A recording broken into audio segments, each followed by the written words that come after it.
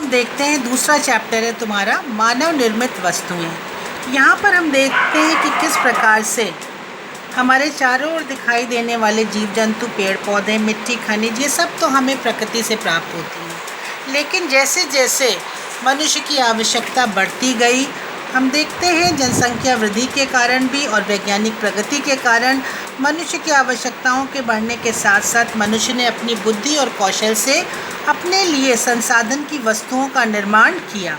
और इसमें हम देखते हैं कि मुख्य रूप से जो हमारी मूलभूत आवश्यकताएं हैं, भोजन से संबंधित वस्त्र है और आवास है, तो इन सब संसाधनों की पूर्ति के लिए मानव ने स्वयं निर्मित वस्तुओं का निर्माण किया है। हम सबसे पहले देखते हैं वस्त्र के बारे में, जो कि हम अपने शरीर को ढांकने के लिए करते हैं, जिसमें सूती है, ऊनी है, रेशमी है और कुछ संश्लेषित रेशे भी हैं जो कि मानव निर्मित हैं। फिर हम देखते हैं भवन के निर्माण के लिए जितनी भी सामग्रियां हैं, ईंट, सरिया, सीमेंट, गाटर, सब चीज़ों के साथ ये सारी चीज़ें बनाई गई हैं। घरेलू कार्यों में बर्तन से लेके भोजन पकाने के बर्तन होते हैं, कपड़े धोने की चीज़ें हैं, सिलाई, घर की सजावट, खाना पकाने के चूल्हे, ये सब चीज़ें हमें मानव के द्वारा ही बनाई गई हैं। कृषि कार्य में जितनी भी चीज़ें प्रयोग में लाई जाती हैं, हंसिया, खुरपी, फावड़ा, कुदाल, ये सब जो है मनुष्य के द्वारा बनी हैं। फिर औषधियाँ, जितनी भी मेडिसिन्स बनाई जाती हैं वो सब मानव के द्वारा निर्मित होती हैं, जो कि हमारे असाध्य रोगों में हमें लाभदायक होती हैं। फिर हम देखते हैं प्लास्टिक के बारे में। प्लास्टिक जो है वो हमारे जीवन में आज हर पक्ष में उपस्थित होता है। जहाँ पर इसके कुछ फ़ायदे भी हैं, वहाँ पर इसके कुछ नुकसान भी हैं।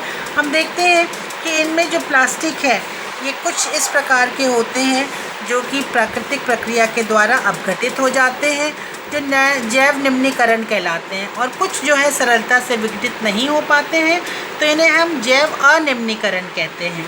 तो यहाँ पर हमें प्लास्टिक का जो प्रयोग है बहुत ही सावधानी से करना चाहिए, क्योंकि ये हमारे लिए बहुत हानिकारक भी सिद्ध हो रहे हैं, जिसमें ये ठीक से जलते नहीं हैं और वातावरण को दूषित करते हैं। जानवर खा के इन्हें बीमार हो जाते हैं और सीवर लाइनों को ये ब्लॉक कर देते हैं। तो हमें इसका प्रयोग कम से कम करना चाहिए और सही ढंग से करना चाहिए। फिर हम देखते हैं कांच का उपयोग बच्चों ज़्यादातर खिड़की के शीशे हैं, वैज्ञानिक उपकरण है, बर्तन है, इन सब बनाने में किया जाता है। 3 प्रकार के कांच तुम इनमें देखोगे, जो मैं तुम्हें भेज रही हूँ PDF। इसके अलावा देखते हैं कि चश्मे भी बनाए जाते हैं, जो कि हमें हमारी आँखों को धूप से राहत देने का काम करते हैं। फिर आती है मृत्तिका। तुम देखते हो कुम्हार किस प्रकार से मिट्टी का उपयोग करते हैं और वो गुथी हुई मिट्टी से पहले कच्चे बर्तन बनाते हैं, फिर उन्हें भट्टी में पकाकर पके हुए बर्तनों को बनाते हैं। इन्हें मृत्तिका कहा जाता है।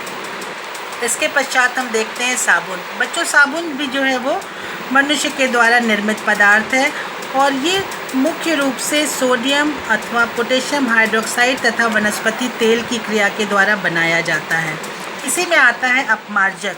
अपमार्जक भी जो है ये अपेक्षाकृत साबुन से थोड़े कठोर होते हैं और जो जल में अधिक झाग देते हैं, जिनसे कि कपड़े साफ धुल जाते हैं।